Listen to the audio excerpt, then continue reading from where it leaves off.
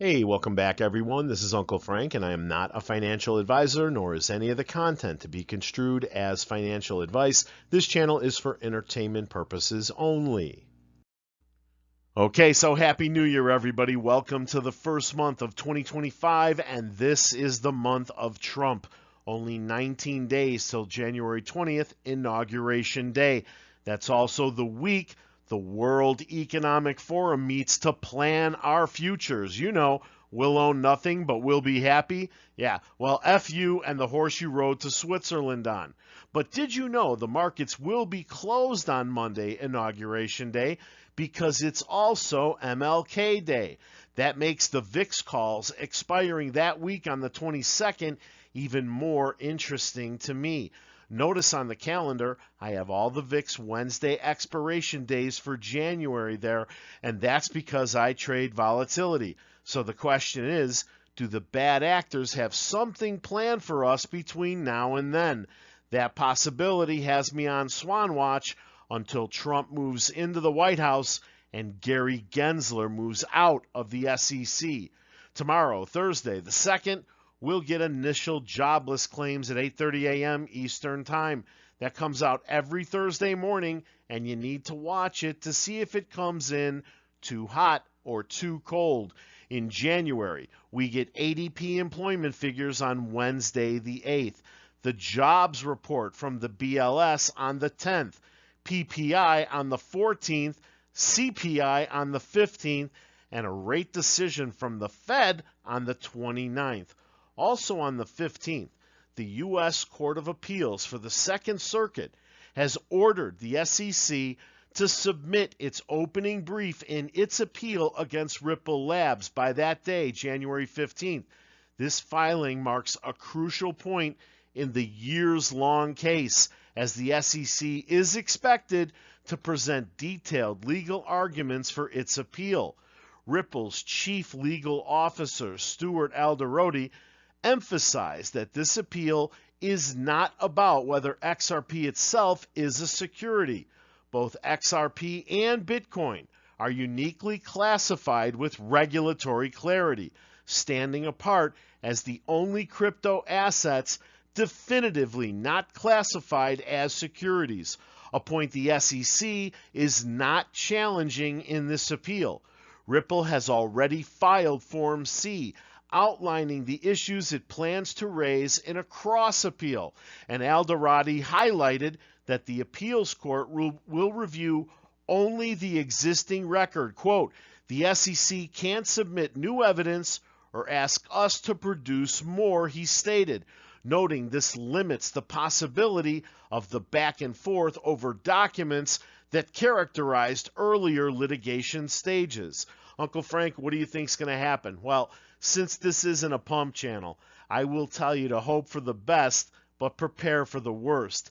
Gensler will still be in his office. He's a petulant child, and while I hope the SEC will finally accept they lost this shit case, that may not happen until after Trump is in and Gensler is finally gone.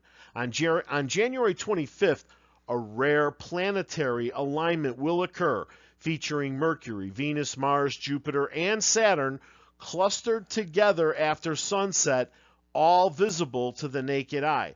And then don't forget the Fed's favorite indicator, PCE, comes out on the 31st. Take a screenshot so you know what's going to happen and when, kiddies. This could be a bumpy month, so buckle up, buttercups. Now here's what could be one of the biggest stories of 2025. Elon Musk's payment system, X Money, launches this year. Will crypto be allowed? From the article, we just got confirmation that sometime in 2025, Elon Musk will be launching X Money, a payment system built to transform X, formerly known as Twitter, into an everything app. That kind of app combines social media, payments, and possibly cryptocurrency into one chaotic and perhaps world-changing experiment. If anyone can pull it off, it's Elon. Love him or hate him. The question now, though, is, will crypto finally get a seat at the table? Linda Yaccarino, X's CEO, dropped the news on New Year's Eve 2024. She also announced extras like XTV and Grok, Elon's AI baby, to complete the all-in-one fantasy app. Under the heading "A Billion Users and $1," X hit 1 billion users in December. Elon himself confirmed it, though only about 40% of them are truly active, mostly during major events. Still, 1 billion is no joke. That's a massive base for a payment system, especially one Elon is positioning as a potential rival to WeChat. If you're not familiar, WeChat dominates China by letting users do everything from messaging to shopping to transferring money, all without leaving the app. Elon has been eyeing that model for years. The first big hint that X money was in the works came in November when a $ icon mysteriously appeared on Joe Rogan's profile. But let's not forget licensing. X Payments LLC has secured money transmitter licenses in 33 U.S. states, a critical step to operate legally. But New York, America's finance capital, is still a problem.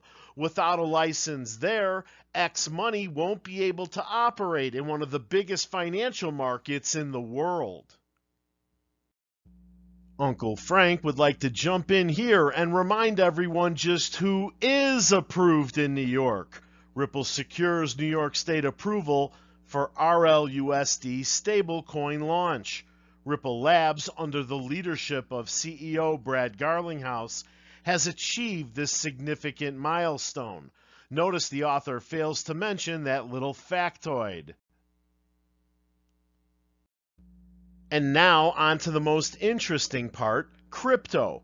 Will Elon let X Money handle cryptos? It's $1 million question, and all signs point to a resounding probably.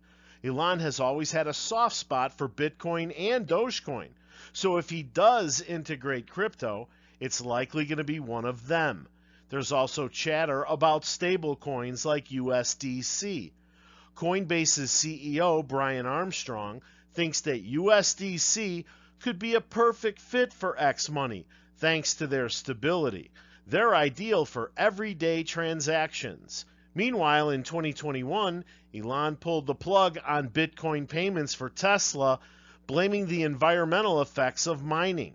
He said at least 50% of Bitcoin's energy usage needed to come from renewable sources for him to allow it for payments again. As we reported before, miners have now hit 56.7%. Regions like Quebec, Iceland, and Texas have gone green, using hydro, geothermal, and solar energy to clean up Bitcoin's image. This progress could be Elon's motivation to bring Bitcoin into X Money. Again, no mention of XLM, XRP, or RLUSD. The article concludes the timing couldn't be better. President Donald Trump is set to retake the Oval in about 2 weeks, and his administration is stacked with pro-crypto allies. Trump himself loves crypto and has become quite cozy with Elon. They even spent New Year's Eve together. As of press time, they're still together at Mar-a-Lago. But this isn't just about Elon's love for innovation or his ego, though let's not pretend that's not part of it.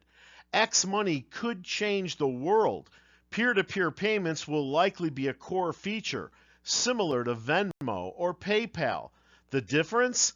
X Money has the potential to introduce crypto into everyday transactions, something no major social platform has done successfully. I think now might be a great time to point out to everyone that whatever Elon Musk decides to do, X Money will have to work with everyone's different banks, everyone's credit unions. Crypto seems the only way forward, in my opinion, because if not, is Elon planning to build this system on existing tech or emerging tech? Headline: how to comply with ISO 20022. The deadline for ISO, the new standard for electronic data interchange between financial institutions, is November 2025. Once fully implemented, ISO will be a game changer for the global payment space, instilling enhanced interoperability, streamlined processing times, richer data, increased accuracy, lower maintenance costs, and even reduced levels of fraud. And then, from 3 weeks ago, more than 75% of banks not ready for ISO mandates. The question is, why? The benefits of standardized data formats and exchanges in financial services are myriad. Banks are moving towards the ISO financial messaging standard tied to SWIFT, which noted that the open standard can be used for all types of financial transactions, including cross-border fund flows. But the bank shift has some challenges in place, as legacy messaging formats still must be transitioned and translated into ISO, and batch processes that have been around for decades must be moved to real-time status. A few deadlines are nearing in the upcoming year. In March, Fed Reserve banks in the U.S. will have to implement the standard for the Fedwire Fund Service. By November, financial institutions will have to be ISO compliant as they look to send and receive payments internationally. But recent stats by Deutsche Bank state that only about 27% of banks are fully compliant with and have adopted the standard. As payments reported last week, more than 1 million ISO formatted messages are already being sent over the SWIFT network every day. These messages are being sent to 220 countries and territories around the world, SWIFT said in a Wednesday, December 11th news release. Forgive me for pointing out the obvious, but there are only a handful of cryptocurrencies that are considered to be ISO compliant. These include Ripple XRP, XDC, Algorand, Quant, Stellar, IOTA, and Hedera. So I ask you, will Musk use the old system or the new one? No matter how you feel about the ISO group of tokens, over the past 7 days, they're still all down between 2.38% and 12.12% at the time of this recording, with Stellar performing best and HBAR bringing up the rear. Breaking today, Archer Aviation just doubled down. The eVTOL giant's bold moves you can't ignore. From the article, Archer just dropped a game-changing announcement that's turning heads in the electric aviation world. In a special shareholder meeting, the company doubled its authorized Class A shares to $1.4 billion, setting the stage for future growth. On top of that, shareholders greenlit a partnership deal with Stellantis that could bring even more muscle to Archer's operations.